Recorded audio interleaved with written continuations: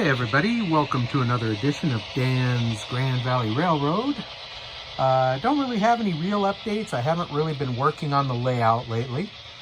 Just running a consist today of a bunch of box cars.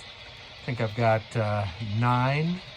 Let's see, 1, 2, 3, 4, 5, 6, 7, 8, 9, and a caboose. I was running the 2 coal cars over here, but I was having some uncoupling issues. I haven't run some trains on here for a while, so I've just been sort of working out the kinks. Had a few derailments. There, I'll put a picture right up here of a nice derailment that happened earlier. But yeah, just kind of running some trains. To be honest, the weather's been really nice. Weekends I've been spending out working on the yard and doing stuff like that. So I totally anticipate as the weather starts to turn and gets cold, I'll probably be spending some more time indoors, working on the layout and working on some stuff. But yeah, for right now, I've just been out in the yard and enjoying the summer, the end of summer. It's going pretty well. We haven't had any snow yet. I know last year we had snow early in September, so there we have a little derailment here. This southern boxcar has been a problem today, especially. I just put some new trucks on it. Let me shut these engines off. I just put some new trucks on it because it was not handling these switches very well.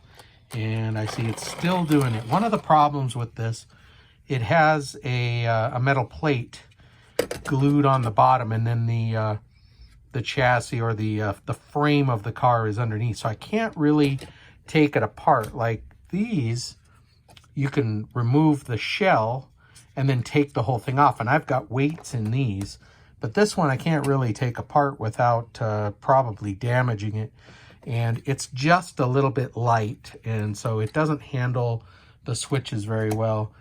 These cars, these are Bachmann cars, Silver Series, and I took them apart and added some weights to them. In fact, here, let me take that apart and I'll show you.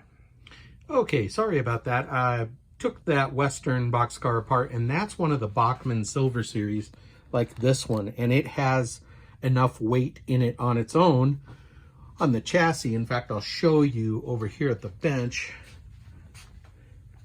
Here's the chassis. It's got a nice metal plate on it, and it's just a nice weight. I think it's within specs, and these roll pretty good. When I was taking this off, I accidentally broke, or started to break off, actually, this one right here, one of these steps. So I had to get some glue on it right away. It's actually some solvent. I used this, and just got that repairing now. So I don't like to knock those things off. They come off so easily. So we'll just let that sit on the bench there and dry. All right, so this is one of the newer Bachmann Silver Series that I bought, and it's definitely not as heavy as the older ones. It has a metal plate, but it's not as thick.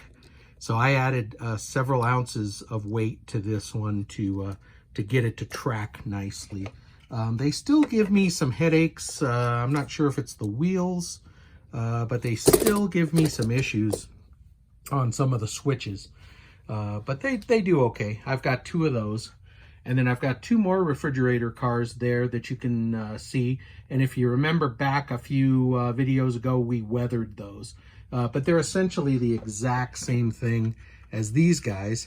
And I plan to weather these as well. So that might be an upcoming video.